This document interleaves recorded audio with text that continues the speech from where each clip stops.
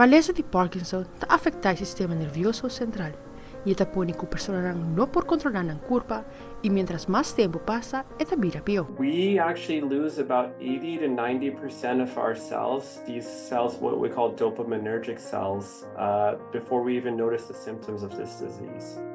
Senjalnan que ta manifesta de uma etapa trempan, ta ora certa parte de curva ta comienza a temblar, se a bodedenan of a boca. One thing that's important to know with Parkinson's is often it's asymmetric, which means it starts with symptoms on one side and then can develop to having symptoms on both sides. Otros señalan de advertencia para que malesa ta incluye tensión de curva, dificultad para mover, dificultad para comenzar a cana, cara sin expresión, y persona no por mostrar su emoción, y ta comenzar a papel suave.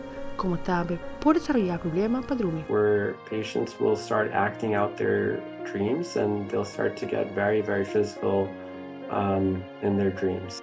Otro problema que o paciente puede desarrollar es problema de depresión, problema para jole. We can catch it early, we can treat it early. Fabiola Angela Hernandez, para Noticia.